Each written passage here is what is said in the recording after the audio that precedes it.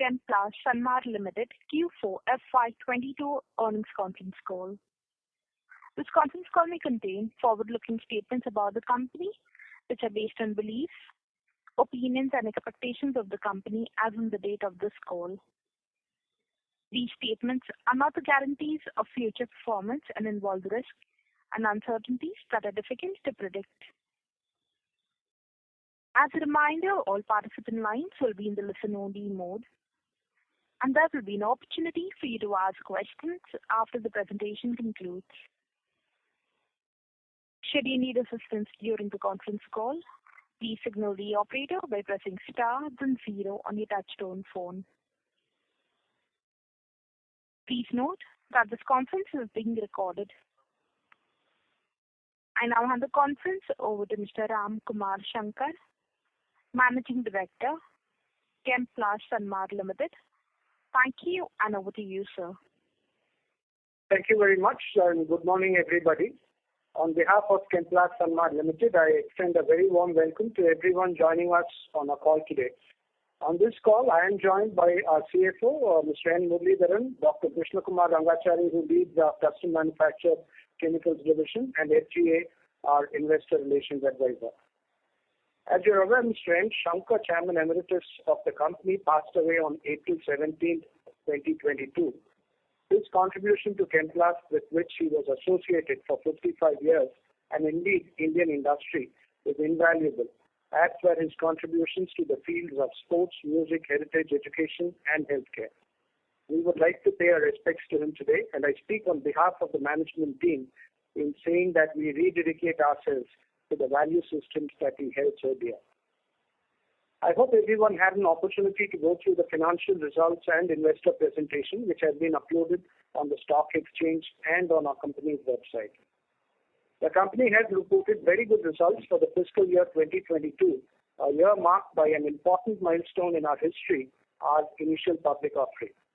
Our focus on consistently delivering outstanding operational results, combined with our dedication to strengthening our balance sheet, has helped us advance our performance by every passing quarter in this year.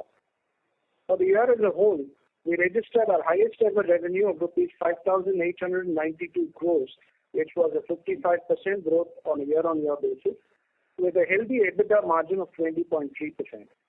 We also achieved the highest ever net profit of rupees 649 crores, a year-on-year increase of 109%, and a record EPS of rupees 43.66 per share. The quarter gone by witnessed the third wave of COVID with the Omicron variant. Thankfully, this was much milder due to the effective vaccination program in the country and did not have much impact on either demand or on operations. The impact of the ongoing Russia-Ukraine crisis is felt more on the energy prices, with rising coal and power prices rather than on demand and supply. Russia is net balanced in PVC trade, with Ukraine exporting 140,000 tons per year of PVC. But India does not import any significant quantity of PVC either from Russia or Ukraine. So we do not expect any significant impact from that crisis directly. Q4 has been a good quarter financially, with revenues recording a 35% growth year-on-year. Our EBITDA, however, registered only a marginal increase of 1% in Q4 on a year-on-year basis, largely because of the very strong Q4 that we had in FY21, especially in our PVC business, as also the higher cost of PVC inventory at the end of Q3. Murali will talk about the numbers in detail a bit later. Looking at the individual business segments, our specialty chemicals business continued to be strong. With the reopening of schools, the footwear demand saw a resurgence, and that had a beneficial impact on paste PVC demand. This was coupled with the continuing logistics problems internationally, resulting in lower imports. The stronger demand, coupled with this lower import arrival, enabled us to liquidate the excess inventory which we had built up in Q3. This also led to a year-on-year increase of 28% in our sales volume in Q4/22. Also, our custom manufactured chemicals saw a significant increase in sales during the year, mainly driven by strong demand and commercialization of new products. Chemplast has recently been upgraded to development supplier status by one of the customers, and they now consider us to be a key supplier for their requirements. With the entry into this elite group, We have already started to receive additional inquiries for new products. The other products in our portfolio, caustic soda, chloromethanes, and hydrogen peroxide, complete the integration phase. Caustic prices continue to be very strong. The high energy price scenario in Europe and various plant issues in the US have combined to keep caustic prices high internationally. Our caustic realizations continue to grow in Q4 as the lower price contracts ran out and newer contracts were taken at the current higher prices. The demand for chloromethanes, which feed into the agrochemical and pharma sectors primarily, has continued to remain strong. Suspension PVC prices rebounded in Q4 of FY22 with a pickup in demand and supply tightness around the world. Owing to solid demand and liquidation of the inventory built up in the last quarter, our suspension PVC sales volume surged by 13% to 87,523 metric tons, leading to an excellent growth of 25% in the revenues on a year-on-year basis. There are some immediate short-term challenges, though, arising from the COVID lockdowns in China, leading to a temporary increase in export of PVC from China. This is putting some pressure on the PVC prices in the region. While this is accompanied by a similar decrease on the feedstock prices as well, the benefit of the drop in feedstock prices will be seen only after a lag of 30 to 45 days. The medium to long-term outlook for our various business segments continue to be strong. The structural imbalance building up in both suspension and paste PVC, as well as in caustic soda, will support the prices and demand. Over the next 5 years, the operating rates of specialty paste PVC resin producers are expected to remain high on account of healthy demand growth with capacity additions not keeping pace. Chemplast is in the process of adding a 41,000-ton capacity at Cuddalore, which is expected to come on stream in the financial year 24.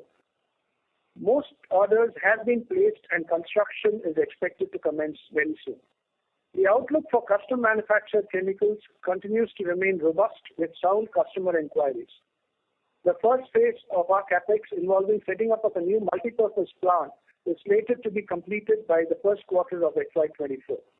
The Indian chloromethanes market is expected to grow in the future, led by the transition to more sustainable refrigerant gases by air conditioner and refrigerator manufacturers.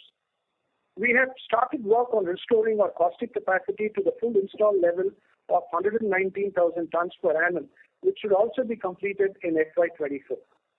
The domestic market for suspension PVC has been steadily growing, largely led by growth in the pipes and fittings market. Indian demand for suspension PVC is expected to be strong through the next decade, given the much lower level of penetration in India as compared to the rest of the world, as evidenced by the very low per capita consumption. Moreover, government projects on housing, water conveyancing, infrastructure, and smart cities are all expected to lead to a strong demand for suspension PVC. As we speak, we are working on debottlenecking of our suspension PVC capacity by 10%. It is already partially under implementation and expected to come fully online by the end of the first quarter of this year.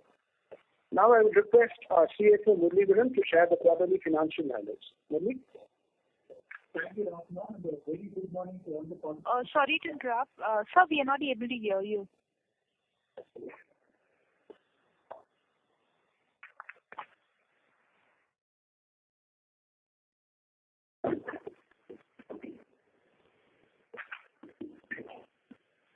Thank you, Ramkumar, and a very good morning to everyone on the call. Hope I'm audible now. Yes, sir. Please proceed. Thank you.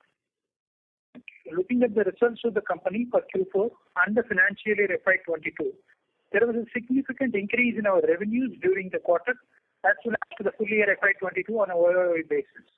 Revenue from operations for Q4 FY22 went up by 35% on year-on-year basis from 1,342 crores to 1,807 crores due to pickup in demand coupled with better realizations for most of the products.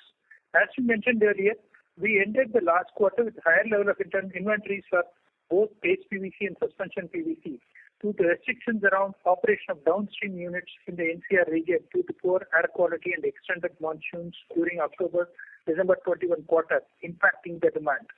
The demand picked up strongly in Q4 FY22 and the inventory levels are now back to normal range of our inventory. EBITDA for the quarter was at 346 crores, registering a marginal growth of 1% on year-on-year basis. Volume increase was offset by slight drop in the margins on account of the cost of inventory that we carried over from the previous quarter. EBITDA margin for the quarter was at a healthy level of 19%. On the balance sheet front, our debt reduction since IPO continues to drive a pronounced improvement in our credit profile. The company continues to be debt-free on a standalone basis, driven by significant deleveraging that we achieved through the IPO and the strong operation performance during the year. CRISIL has upgraded the rating for the long-term debt of Chemplast Sanmar Limited as well as its subsidiary Chemplast Kannur Mines Limited to CRISIL AA- stable from CRISIL A+ positive, while reaffirming the short-term rating at CRISIL A1+, which is the highest rating for short-term facilities. With the lower debt and renegotiated interest costs, our finance cost for the quarter came down to 35 crores as against 92 crores on a year-on-year basis. With a combination of slightly higher operating profits and lower interest and finance costs, the PAT for the quarter is at 222 crores, which is a 29% higher on a year-on-year basis. For the purpose of like-to-like comparison, we have excluded 185 crores of profit after tax from joint venture and associates from Q4FY21 PAT. These investments, as you would know, have been delinked in FY21. On a full year basis, the revenue from operations for FY22 grew by 55% to reach 5,892 crores as against 3,799 in the corresponding period year, driven by higher realizations as well as higher volumes for most of our key products. FY22 EBITDA rose by 40% to 1,197 crores on year-on-year basis due to a combination of improved margins as well as higher volumes. EBITDA margin was also at a healthy level of 20%. With the deleveraging that has been achieved during the year, interest costs for the year dropped by around 25% from 433 crores to 322 crores. Going forward, the drop in interest costs will be even sharper. Driven by high EBITDA and lower interest costs, the net profit for FY22 was at 649 crores, which is more than double last year's PAT on a comparable basis. I think on an overall basis, on all parameters, the company has done extremely well compared to the last financial year. With this, I conclude the presentation and open the floor for further discussions. Thank you. Ladies and gentlemen, we will now begin with the question and answer session. Anyone wishing to ask a question may please press star and 1 on your touchtone telephone. If you wish to remove yourself from the question queue, you may press star and 2. Participants are requested to use handsets while asking a question. Ladies and gentlemen, we will wait for a moment while the question queue assembles.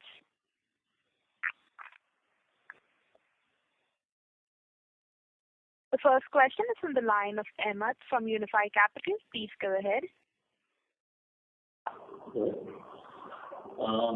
Good afternoon. Good morning. Sorry to interrupt, Mr. Ahmed. Sir, the audio from your line is not clear. Is this better? Sir, I request you to use the handset mode while speaking and not the speakerphone. Yeah, okay.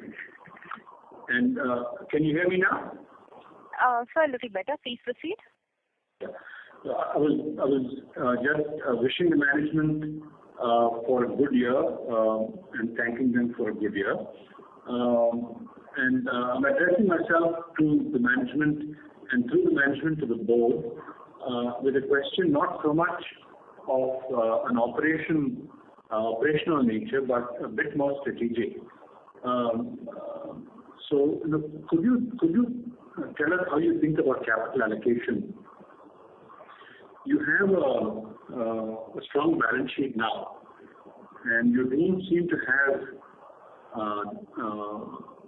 capex plan for the cash flows that you will receive. And our understanding was that dividend is an important thing for you as well. It certainly is for us. Not so much because of the absolute value of return on investment, but also as a reflection of corporate philosophy towards shareholders, capital allocation, and eventually the return on equity. It's disappointing that there's been some silence and deferment of this decision. It'll help us if you can comment on this. Okay. Mr. Ahmed, good morning. This is Ram Kumar here. And thank you for the wishes at the beginning. And what you raised is definitely an important question, and I will endeavor to answer it to the best of my ability. We are very much seized of the importance of the capital allocation decision. And we are focused on growth. We want to grow this business because there are myriad growth opportunities in the various product groups that we are present in. Given the fact that India is so significantly undersupplied in all these product areas, as also the fact that structurally the world is heading towards an imbalance. We are seriously looking at a few capex opportunities which are over and beyond what we have already announced and what we are already working on. So those are plans that we are looking at, which will possibly, we will have more clarity over the next couple of quarters. And it is only for that, when we get that clarity and we understand how much of capital would be required for these projects, then we would come out with the clear announcement on both the future capex plan over and above what we've already announced, as also our capital allocation. We do understand the disappointment right now, but you would have to grant us that we have just been post-listing. It's just been 2 or 3 quarters, and we are still young. We are working on this entire growth of the company, and we will get back to you once we have that clarity. We do not expect that to take too long.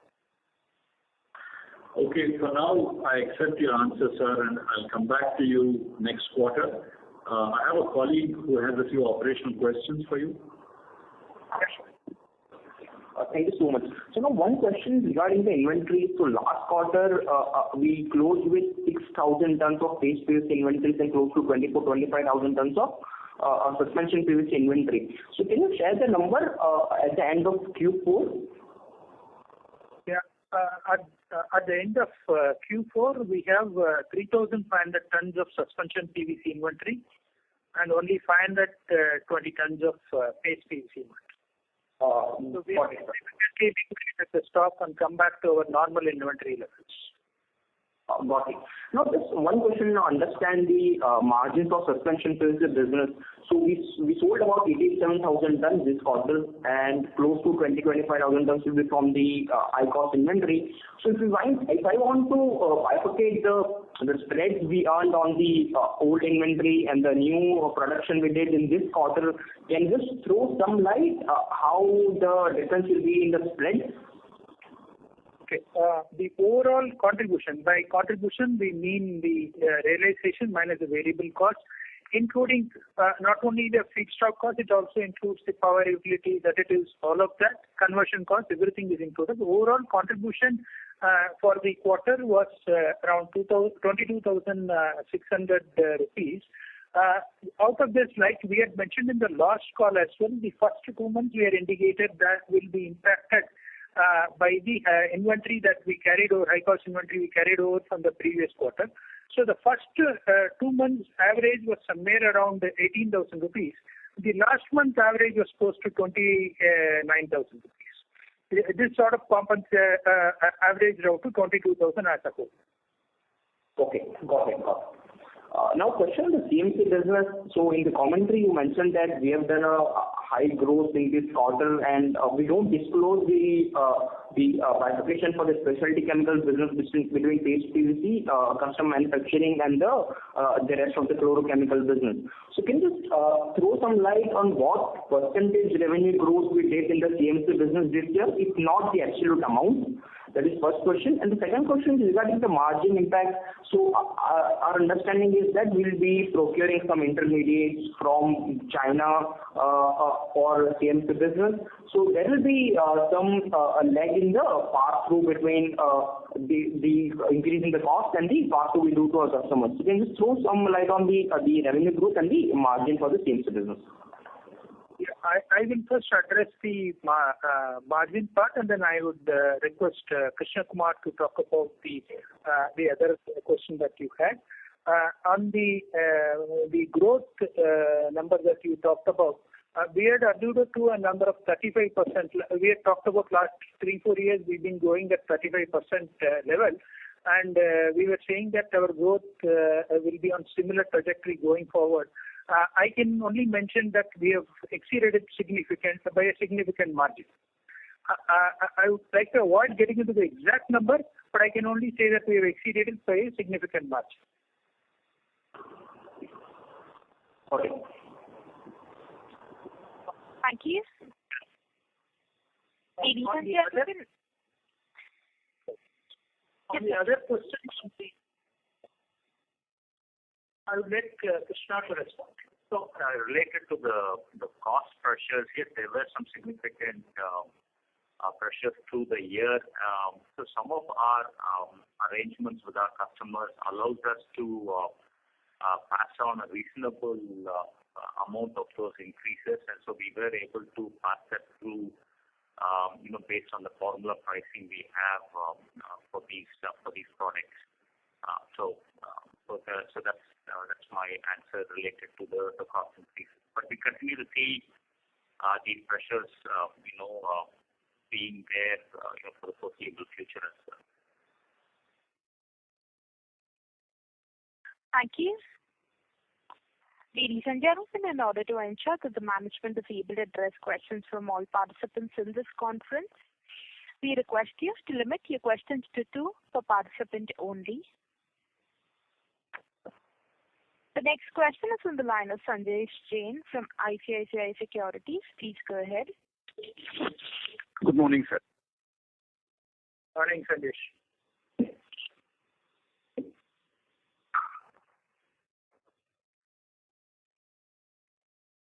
Mr. Sanjesh Jain, we are not able to hear you.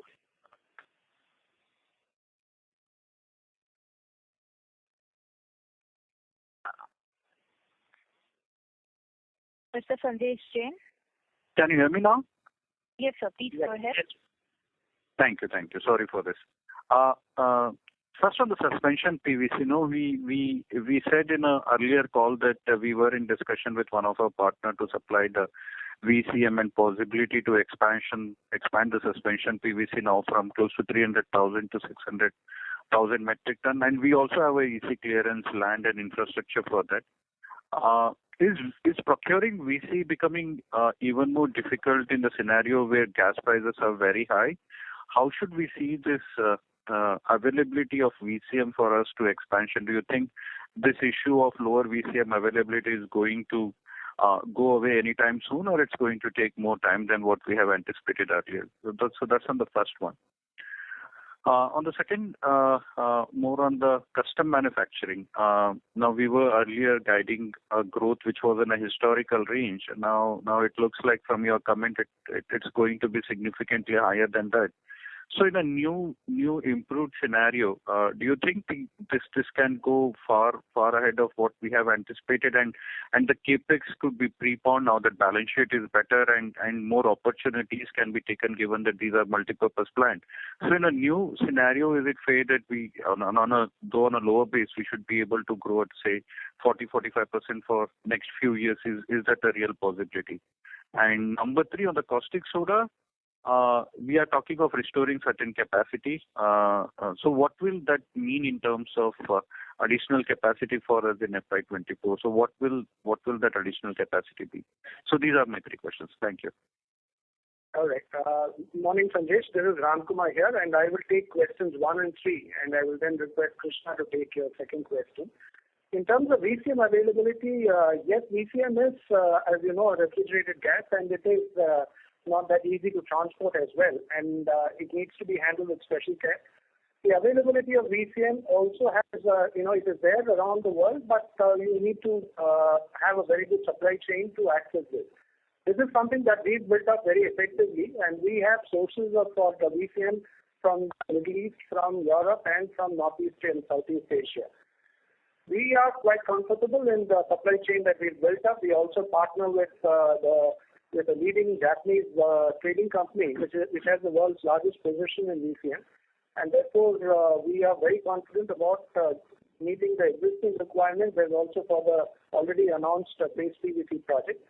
As far as the significant expansion is concerned, that is where we are, dotting the I's and crossing the T's, and we will take that up when we are absolutely sure.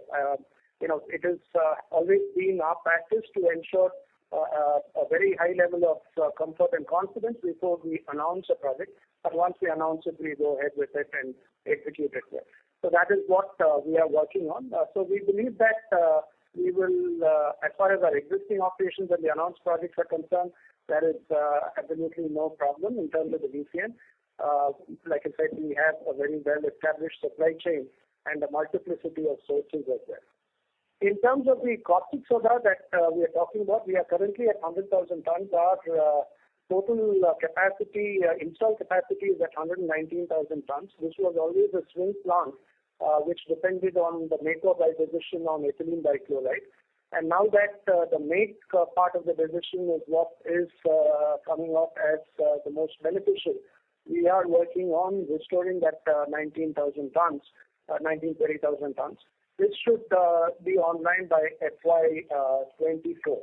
And that's the volume that we are looking at for caustic soda. And does that answer your questions on the first and the third? Yes, sir. Just one follow-up there. You also mentioned that China has a lockdown and that significantly slowed down the activities in China, and hence there is a lot of supply from China to India. Do you think, considering the coal prices where they are and Chinese being more on a coal source, they are still selling at a lower prices considering that the raw material prices have significantly gone up? They are. See, most of the carbide-based PVC plants there, out of the 20-odd million tons, 15, 16 million tons have their own captive carbide. So they would not see that cost so much. It's only the balance 4 or 5 million tons which will have that. The situation in China is, as quite unique right now. They have over 375 million people under some kind of a lockdown in around 45 cities across the country. The lockdown has affected mostly the southern and eastern parts right now, which is where the demand area is, whereas the production area is all centered in the northwest and central regions and the Manchuria province. So if you take all of that, that is why there is some excess PVC that is being built up in China. So that is being exported out of China, and that is keeping the prices low across the region. But feedstock prices have also come down quite significantly following this. Except that, like I mentioned in my opening remarks, that will take maybe a 30-45 day lag before the benefit of the feedstock price drop kicks in. So that is why I said that this first quarter could be affected by the situation in China. But the good news is that there are some reports emerging out of China which say that by end of May this could start winding down and there could be a better situation. We all hope so. And if that happens, then this will dial back very soon. But this is really a very short-term kind of a phenomenon. Yes, sir. Thank you. On the custom manufacturing. Yeah, Krishna. So this Krishna here, related to the growth for the custom manufacturing business, we already indicated that our existing assets, we are almost operating at capacity. We did some debottlenecks last year, which has helped us with the growth that we accomplished, and we will continue to have some more debottlenecking exercises that are ongoing, and so we hope to spread the assets further. So to that extent, we will be limited by the capacity at the current site with respect to our projections for this year. But we've already triggered the capex project related to the next phase of investment and increasing the capacity of the site. And so once that comes on stream, we would be able to again wrap up our volumes. And we also have the flexibility. I think you had another question on whether we have the ability to accelerate the growth. And so in the investments that we're looking at, this multi-purpose block, we are creating the flexibility to further bring in additional capacity on stream at a very short notice, depending on how the projects in our pipeline move forward. So to that extent, there will be a lot of flexibility available to us to increase the capacities at fairly short notice. Also, Sandesh, even in the investment that we are doing today, almost while we had indicated we do it in phases, almost 2/3 of the total investment that we had discussed during the IPO, we have already committed that investment now. So that will come on the first phase itself, and that will come on stream by Q1 of next year. So you will see growth happening from next year. This year, like Krishna explained, that we are doing some debottlenecking to take care of the growth, but it will be limited by the ability to debottleneck. From next year, you will again see the growth bouncing back in this business. Fair, sir. Thanks for all the answers and best of luck for the coming quarters. Thank you. Thank you. We'll move on to the next question. That is on the line of Sachin Kasera from Swan Investments. Please go ahead. Good morning, sir, and congrats for a good set of numbers. So in the presentation, you shared the revenue numbers across three segments. Can you tell us the EBITDA breakup also between commodity, specialty in those three segments? So the way that we look at is Chemplast Sanmar is one entity, and the CCVL is another entity. So non-specialty products as well as the specialty chemicals come under Chemplast Sanmar. So they share a lot of common integrated facilities, manpower, all of that. So we track only at a contribution level for both of those product groups. So we don't track product group wise for specialty products and non-specialty chemicals. Whereas for suspension PVC, of course, we do track the EBITDA at suspension PVC level. So we'll be able to provide you the data for Chemplast Sanmar and for Chemplast Kannur Vinyls Limited. On Chemplast Kannur Vinyls Limited, the EBITDA for the quarter was around 156 crores. On Chemplast Sanmar, the EBITDA for the quarter was around 191 crores. Sure.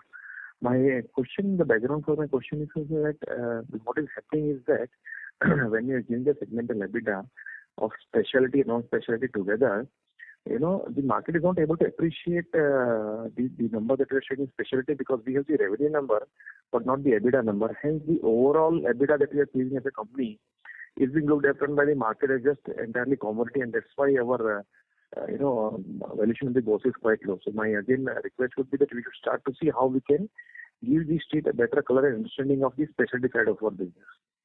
Secondly, sir, on this current business, if I get it right, you said the growth for the full year was around 40-45%?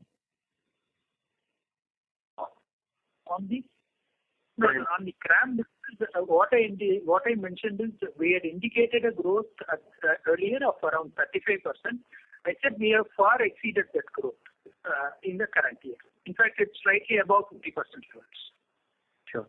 And this 50% plus growth, if you could give us a sense, is it driven primarily by volumes, or it is just a function because prices went up, or is it because that you also did a lot of product mix changes and it's a question of better product mix? If you could give us some sense. And secondly, while you don't specifically share the EBITDA numbers, if you could tell us how has the profitability of that business done this year because of last year? Sir, it is primarily due to volume growth from existing products as well as we had mentioned earlier, we commercialized 2 new products this year. Those also added to the volume. So primarily driven by the volume that the revenue has gone up this year, and the profitability we had talked about earlier.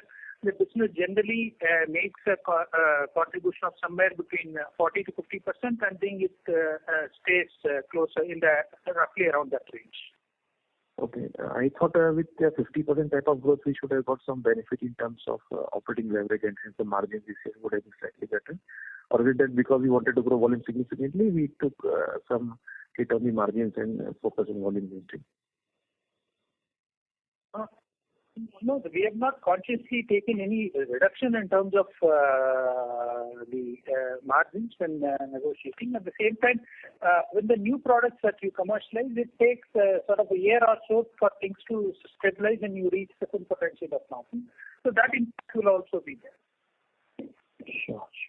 And my last question again, capital allocation. So, sir, by when can we expect more clarity on the capital allocation? And without any specific projects, over a 2 to 3 year perspective, now that we are more or less, balance sheet become very, very strong, what the intent would be? Would we only be looking in terms of using the internal approach for growth, or we would not shy away from having some sort of a leverage? And if you could share that number, like what numbers you're comfortable in terms of leverage, in terms of the debt equity or debt to EBITDA, that would be very helpful.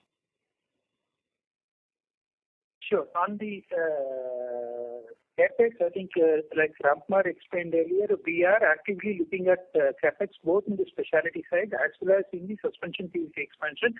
And as and when we get we want to come to the market when we are reasonably certain of all the aspects that we are looking at, and that is why we are taking a little more time. And like we mentioned earlier, it is just 2 quarters away from the time we listed and deleveraged our balance sheet. So please grant us some more time for us to do our internal work and come and present to the market the growth plans. We can only assure you that we are actively looking at projects, and we will come back and present it to you. And as far as the use of funds, whether we use only internal accruals for the expansions, we believe that debt is an integral part of capital structure. So we would avoid debt for the projects as well. And we would like to have a right mix of debt for the project as well.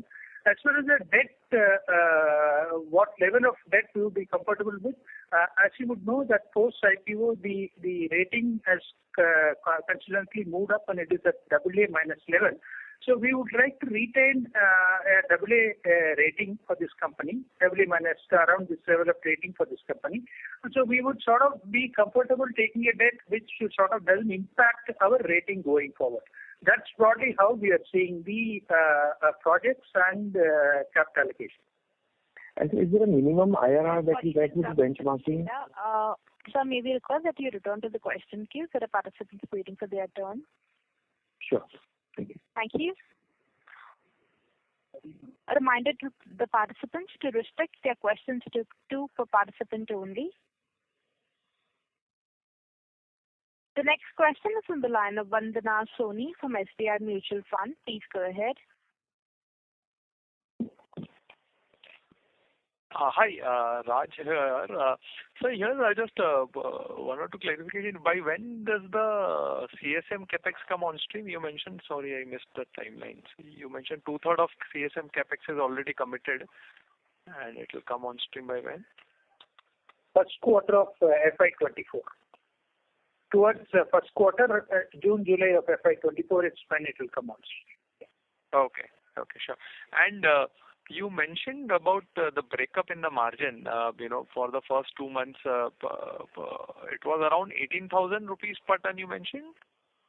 That's right. And third month you mentioned gross margin was 29,000? That was the number? Yes. Okay. Yes. So current margin, and you mentioned there is some inventory loss kind of situation right now also because raw material prices and all are sliding down. So where would the current margin be? Could you give any idea? Because it's quite disparate, right? First 2 months 18 and then 29. So where should any ballpark number where are current margins, spot margins at? Yeah, no, like I mentioned that 18 versus 29 is primarily because the inventory that carried over. Otherwise, the margin levels were reasonably healthy during the quarter. And as far as the current margin is concerned, we are more or less close to the last quarter's average. We are close to somewhere around 23,000 levels. Okay. Okay. And this that is again because of some kind of inventory loss kind of situation, because as you mentioned, prices are sliding down. So on a spot basis, could it?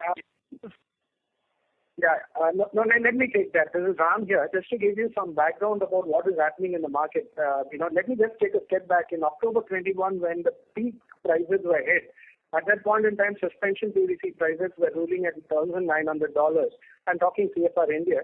And the VCM prices in Asia were at around $1,600. So that left a delta of around $300 at the top. Then by January 22, when prices had cooled off after China dialed back on their dual controls, etc., the prices came down to $1,500 on suspension PVC, but the VCM prices went down further to $1,100. So that increased the delta actually to $400. Then by April 22, the CFR India prices of suspension were at $1,560, whereas the VCM prices had dropped to $1,195. So your average, the delta was around $365. Right now, we are looking at possibilities of the PVC prices going down to maybe $1,500, but the VCM prices will go down to $1,100 or lower. So we believe that the margins, the deltas are quite stable. The reason why the month-on-month margins could vary a bit is largely because the arrival of the feedstock, normally that's a lag of around 30-45 days. Therefore, while the finished product price, any movement affects Indian prices immediately. So in a rising market, this will tend to help us. In a falling market, this will tend to impact us for that 1 month or 45 days. So that is really what is happening. Otherwise, the deltas are remaining pretty much stable at between $325 to $400. Okay. Sure. So this 23 will include some of inventory loss, as you mentioned, because of the 45-day lag. Maybe the current on a spot pricing basis, maybe if prices are stable, then there is no gain loss. It will be somewhere between 23 to 29,000 rupees gross margin. Would that be correct? You're right. Your understanding is spot on. Okay, sure. Perfect. And also you mentioned the breakup between EBITDA between Chemplast Cadlor at 156 crores and Chemplast Sanmar at 191. So Chemplast Sanmar has your suspension, this paste PVC plus CSM both combined into it? Yes. Chemplast Sanmar has paste PVC, CSM business, and it also has the non-specialty products, which is caustic soda, chloromethanes, and hydrogen peroxide, and ref gas. Okay. So here, if I see your revenue, Chemplast Sanmar revenue, then effectively, which is specialty plus non-specialty, that is at 640 crore, whereas suspension PVC is 1158 crore. So, despite being 50% of the revenue, EBITDA is higher than Chemplast Cadlor. So that's the kind of profit differential you are seeing in paste PVC business. That's mainly because of the level of integration that we have in the Chemplast business. There we are fairly integrated till the ethylene level. So we are able to import our own ethylene, make EDC, and then make in-house the VCM and convert to paste PVC. And so we are and we also on the caustic soda side as well, we have our own captive salt fields. We have significant part of our power captively. So we are fairly integrated there, which translates into higher margins there. In the CCVL business, it is a sort of a one-step process where we import PCM and convert to PVC. So there we actually derive the margins of that one-step process, whereas here an integrated margin that we are able to derive. That's broadly the difference. Sure. And just one last question from... Sorry to interrupt. Sir, may we request that you return to the question queue? There are participants waiting for their turn. Thank you. The next question is from the line of Dhruv Muchal from HDFC Asset Management. Please go ahead. Yeah, sir. Thank you so much. Sir, can you probably give us the breakup of power and fuel costs? What is the quantum of power and fuel costs in Q4 and last year Q4? Okay. if you're looking at how much of the power is actually coming from which kind of source, is that the question? Then I can. That you had shared earlier. I just wanted a ballpark sense of what the quantum, just to understand this probably will be run rate given how the power prices are, how the global commodity prices are prevailing. Okay. For instance, in April, we consumed around 3.76 crore units. If that's the question again, I hope I'm getting it. So if you want to understand, our total power consumption in 21-22 was 43 crore units, and that went up from 33 crore units in 2021, largely because in 2021, because of the national lockdown on COVID in April to June, a lot of our plants were not running at that time. So 43 crore units was the full year consumption of power in 21-22, and in April, if you're looking at it, it was a little less than 4 crore units. And so almost 50 to 60, I believe almost 60 to 70% is captive, in sense either your own captive power plant or gas plant, and the rest is to the grid. That is right. So in April, for instance, 55% comes from coal and gas, which is captive plants, and the balance is bottled. And so secondly, also a small breakup. In the finance cost, I believe you have this trade financing and one is the pure loan on which you pay the interest. Is it possible to, in some sense, split the number? Because I believe the trade financing will not decline, but the core finance cost, which is that you pay on your loans, that will decline. Yeah. See, the total loans that we have is around 867 crores at an average cost of around 8.25%. So that will be around roughly around 70 crores per annum, which translates to roughly around 17-18 crores per quarter. The rest of it pertains to the trade finance, LC opening charges, all of that linked to it. And so one small technical point. Sorry to interrupt, Mr. Muchal. Sir, may we request that you return to the question queue? Thank you. Sure. The next question is from the line of Chintan Chheda from Quest Investment Advisors Private Limited. Please go ahead. Yeah, good morning, sir, and congrats for a great set of numbers for the full year. My first question is related to the custom manufacturing business. So before this phase 1 of CAPEX in June-July comes up, do we have sufficient capacity to maintain this 35-40% kind of growth rate? Like Krishna explained earlier, actually we are more or less out of capacity in the custom manufacturing business. So we are debottlenecking to some extent to address the new products this year. But that will be a limited debottlenecking that we will be able to do. We will be able to achieve significant growth once the phase 1 of the expansion gets completed in the early part of next year. So this year it will be a bit of a limited growth constrained by capacity that is available. From next year you will start seeing the strong growth again. So based on the orders in hand for FY23, what is the growth that you are estimating in this business?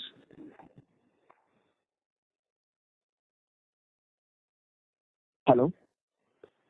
No, like I said, I don't want to guide you to exactly one number on the percentages. Like I said, the growth will be reasonably limited.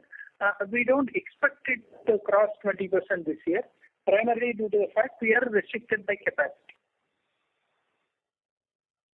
Okay, got that. And so secondly, can you give the capacity utilization levels in your non-specialty commodity business like caustic soda, hydrogen peroxide, and your chloromethanes? What is the capacity utilization over there?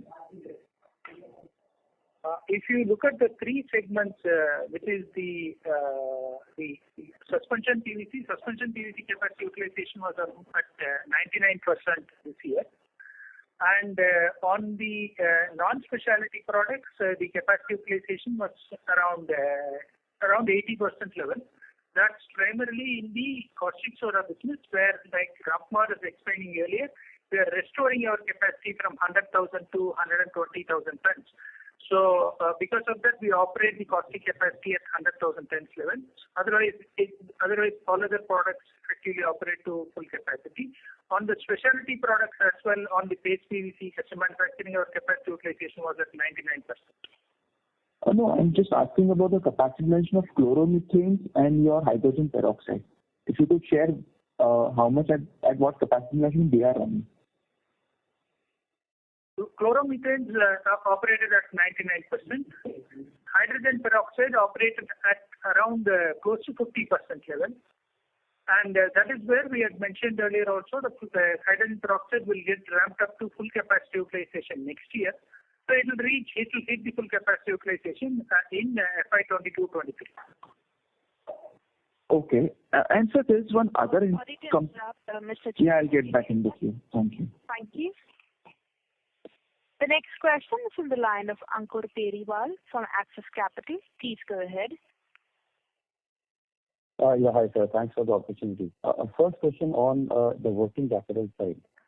There has been a sort of an increase there in a year-on-year basis. Both in 21 there was an increase, in 22 things have increased further.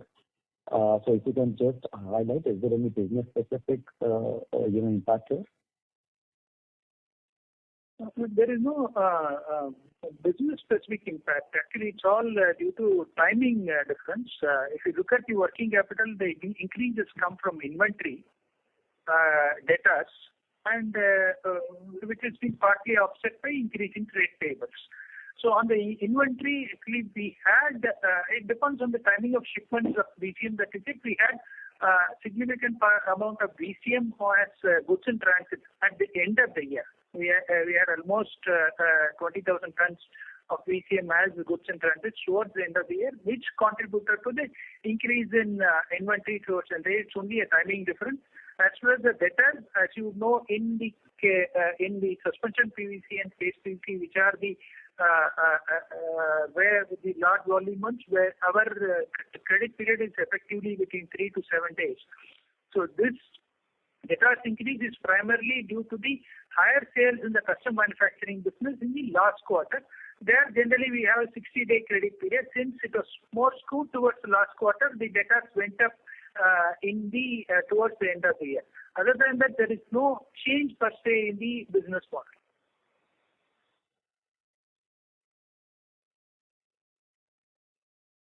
Thank you. The line for the current participant has dropped off. We'll move on to the next question. That is from the line of Jayesh Gandhi from Baroda PNP Paribas Asset Management. Please go ahead. Yeah, am I audible? Yes, sir, you're audible. Please go ahead. Thank you for the opportunity. Couple of questions. One is that on the specialty chemical business and other businesses that you give segment revenues, you said you track the business more on contribution. Now, if I look at the contribution this year, it's closer to 35% gross contribution compared to 40% plus a year back. As you look at next 2 years, what would be the range? Would it be closer to 30%, or would you think it be closer to 40%, or some guidance or some color here would be helpful?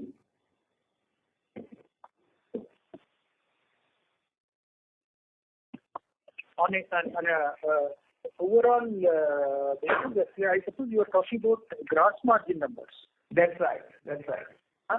When we say contribution, actually we don't look at only gross margin. We look at even after considering the power, fuel, additives, all of that. All of that is considered.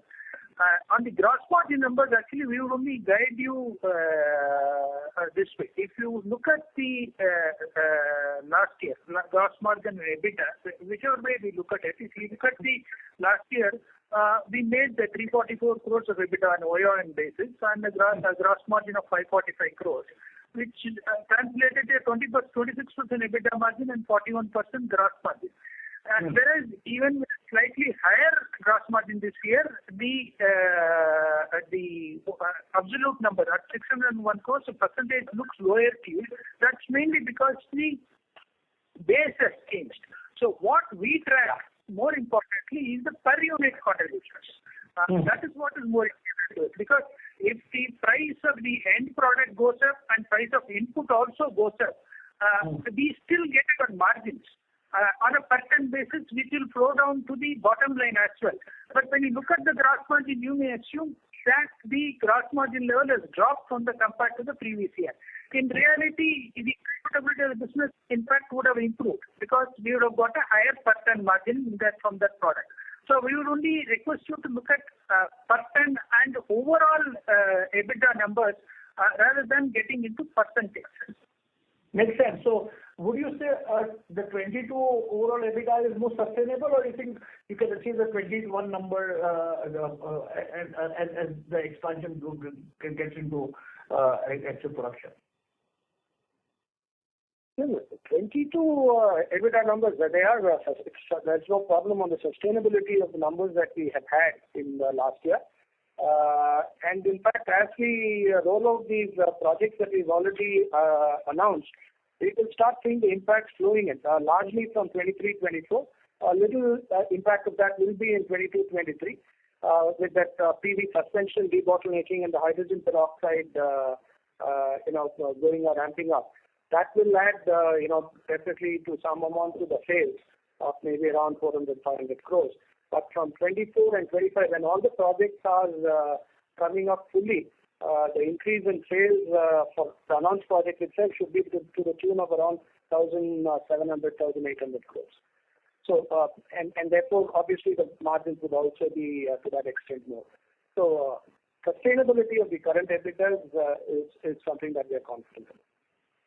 Wonderful. Good to hear that. The second quick question I have would be on the revenue side. If you could, break the specialty chemical revenue into the two parts, which is that would be really helpful. While we have the volume numbers, my sense is the volume numbers include the volume numbers for both, right? It is the CAMS business as well as the PVC numbers. So I guess if you can break it up into two, it would be really helpful. The specialty-based PVC and the custom manufacturing.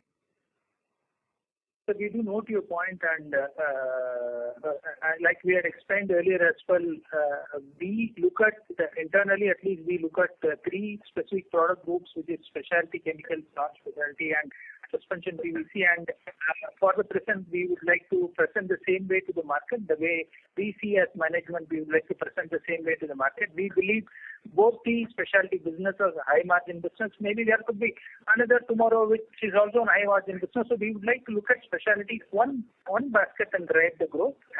So that's the reason we are presenting them together. We do definitely take your feedback there, and we will also see how best we can sort of address the requirements. All the very best. Thank you. Thank you. Thank you. The next question is from the line of Bharat Sheth from Quest Investment Advisors Private Limited. Please go ahead. Hi, congratulations, Mr. Ram Kumar, Murli, and Krishna Kumar on wonderful result. Sir, my question is, can you give some color of insight in this space PVC gross margin, which was around 67,000. So how it is trending up? That is one. Second, for full year FY23, since we are already operating in large part as a full capacity, except some brownfield expansion which is coming in suspension PVC and this hydrogen peroxide. So how do we see the growth for the FY23 volume growth can we expect from which business? Okay. Good morning, Bhai, and this is Ram Kumar here. Taking the second question first, the volume growth would effectively come from suspension PVC, the completion of the debottlenecking. This is the phase debottlenecking. Part of it is already completed, and we are seeing the benefit of that already. And by the end of June, we should be complete. So maybe another 25,000 tons would come this year, and next year we'll get the full impact of that 30,000 tons. We will also have another 15,000 tons of hydrogen peroxide, which we will get the benefit of, and a small volume increase in caustic soda as we take it up to 100,000. But the full benefit of all of this, and of course, the volume growth will also be there in the custom manufactured chemical business, because the new product that we've commercialized in 21-22, as also the new products that we will be adding in 22-23 would add to the volumes in 22-23.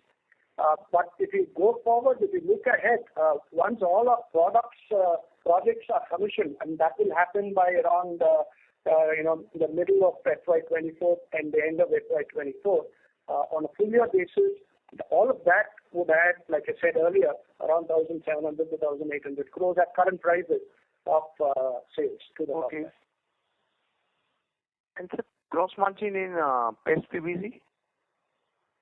The gross margin in paste PVC, like I spoke about, the temporarily, while there will not be a specific number that I would like to talk about, the current situation in China is obviously will impact the prices, etc., of suspension and of paste PVC. So this will be impacted to some extent in Q1. But we are very confident that from Q2 onwards, it will revert to the normal levels that we've been seeing in 21-22. Okay, and thank you. All the best, sir. Thank you very much, sir. Thank you. Thank you. We'll move on to the next question. That is on the line of Anurag Patil from Roha Asset Managers. Please go ahead. Thank you for the opportunity. So in terms of PVC outlook for next 2 to 3 years, considering the PVC demand supply and also on the VCM side demand supply, how do you see the spreads panning out over the next 2 to 3 years? Okay. See, as far as PVC is concerned, as I mentioned also, I guess, in the previous calls, the medium-term outlook is really very strong, largely because the demand growth is expected to outpace the supply growth. In fact, IHS markets, which are the leading industry analysts, have estimated that in the next 5 years, by 2026, the demand will grow by around 9 million tons, whereas the supply will grow only by around 4 million tons. And operating rates of plants around the world will go up to over 93%. Now, this is a very high percentage, and what they have not even considered is the fact of a lot of carbide PVC plants getting stretched and dropping off the grid in China, largely because of the mercury issue and also because of the carbon issue, because these are essentially from coal. So this is going to be a very structurally tight scenario in PVC, and in India, we are already deficit by almost 2 million tons, and this is only going to get even more deficit. Therefore, once the normal laws of supply and demand will tend to operate then, which would really indicate to higher prices all around, we'll have to wait and see how much and how soon they play out. Okay. And just the spread side, do you think the current spread levels are sustainable going forward? Not in the near term, medium term? Okay. Yeah. The spreads between, for instance, PVC and VCM is like I just mentioned, whether it be at the all-time high levels in October or it be at the lower levels in January or the current levels in April, the spreads are more or less stable between $325 to $400. The individual price levels may have changed from 1,900 to 1,500 and so on, but the spreads remain pretty much stable.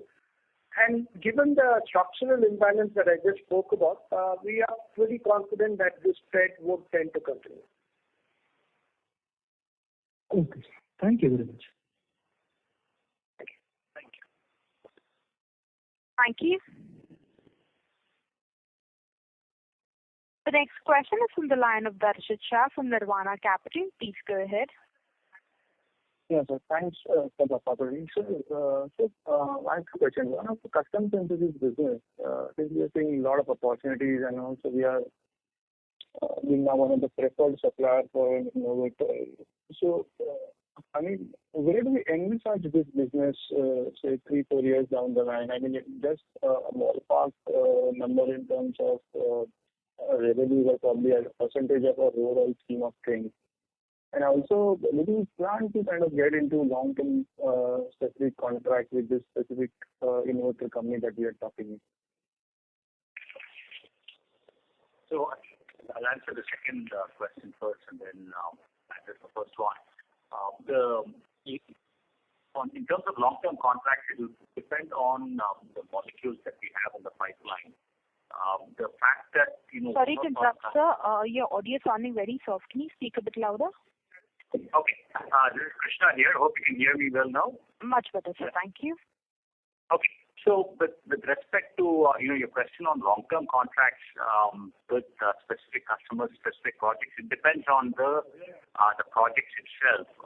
The fact that we just announced that one of our customers has upgraded us to a development supplier, by that itself is a significant accomplishment or achievement.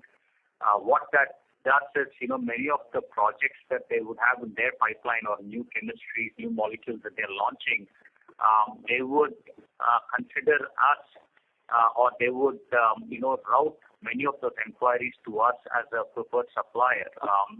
And some of those projects, if it requires a long-term contract, we would put that in place. So it would depend on the molecules that are there in the pipeline. And on the first question related to growth, I'll let Murali. On the in the growth that's expected in the custom manufacturing business, like you mentioned, we are investing around 340 crores in this business. So considering asset turn of around 2, that itself should give us around 700 crores of incremental revenue from this business to the baseline that we have today. So maybe closer to, if all adds up, closer to 2,000 crores of level of revenue in once we complete all these expansions and ramp it up. And that is where we see it. Of course, there are opportunities for us to extract the growth, and there are opportunities for us to expand further. So if we are able to capitalize those opportunities as well, there is potential of upside as well. Sure. And sir, on the second question, since it's on limited the absolute EBITDA margin. So in terms of absolute EBITDA number, what we're kind of doing right around 340 crores quarterly. So that number, what you're saying, probably is sustainable in medium term. Yeah, like Ramkumar explained earlier, the numbers that we have done in FY22 is eminently sustainable, and it will improve by the volume increases that are happening by way of suspension PVC debottlenecking, which has happened 10%, and hydrogen peroxide we are ramping up to full capacity utilization, adding another 15,000 tons. Caustic soda as well will add some volumes this year, and we are also restoring capacity 120,000 tons. So it will add volumes, another 20,000 tons volumes next year. And we talked about the custom manufacturing business and also the paste PVC business project coming on stream. So with the base of the existing numbers like Ram explained, we believe it is sustainable, and with the volumes that are expected to come up, we expect at the current levels of prices being maintained, this can only go up. Sure. Thank you and all the best. Yeah. Thank you. Ladies and gentlemen, that was our last question. I now hand the conference over to the management for the closing comments. Thank you everyone for joining us today on this earnings call, and we appreciate your interest in Chemplast. If you have any further queries, please do contact FGA, our investor relations advisor. Thank you very much for your time. Thank you everyone. Thank you. Ladies and gentlemen, on behalf of Chemplast Sanmar Limited, that concludes this conference call. We thank you for joining us, and you may now disconnect your lines. Thank you. Thank you.